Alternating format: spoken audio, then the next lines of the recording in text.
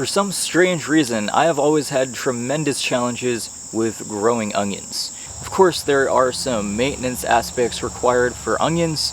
They require high fertility in the soil, abundant water, and a relatively weed-free environment. And they also do well in hot weather. So I did some research into growing onions, and there are actually some different types of onions that can be grown. Right? You can grow the traditional bulb onions, you can also grow the Egyptian walking onions, you can grow the Welsh onions, and the Welsh onions is what I'm going to talk about today. The Welsh onion is actually not Welsh, it's not from Wales, but it is actually commonly thought to have been developed in parts of Asia. This type of onion is supposedly hardy all the way down to zone 6, and it's supposed to be a perennial. And if it is, that would be really cool. So let's go check out this bunching onion.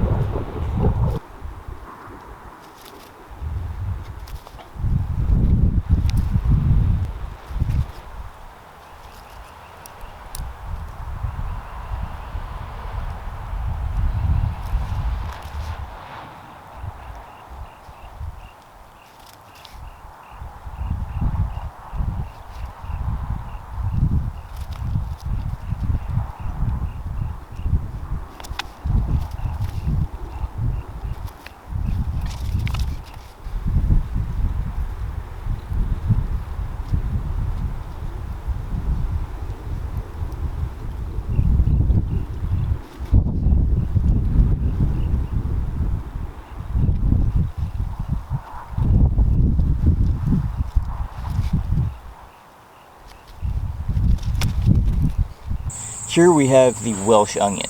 There's also some bitter sneezeweed, which is the yellow flower. I believe it's a native plant here. So the bitter sneezeweed was actually planted in between these two rows of Welsh onions, but they just kind of flopped over onto the side. So we've got two different plantings of Welsh onions going on here. They look like they may have been a little densely planted here, whereas over here they had a little bit more space, and so they did become a little larger, except with the exception of over here, which there are some Welsh onions in amongst the grass. May have gotten a little too weedy there, or maybe they got too clumped together, and they're quite small in comparison to the other Welsh onions that are planted here. These guys are more medium-sized.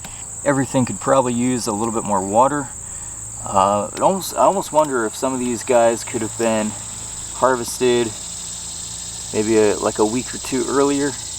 They seem like they're getting a little leggy, but we can kind of see how some of these have begun to bulb up a little bit even.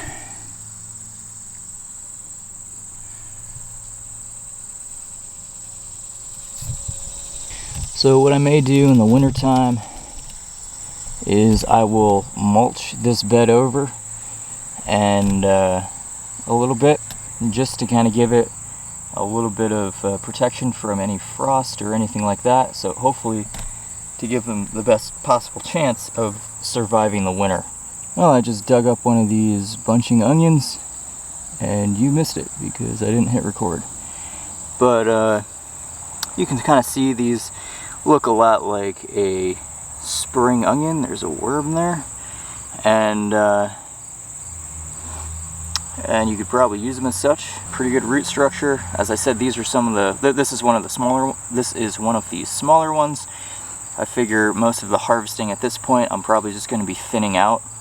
In fact, I probably could have done that like a couple of weeks ago, but I mean, this basically looks like a normal, typical spring onion or bunching onion, or green onion, whatever they're called, that you'd get in the grocery store.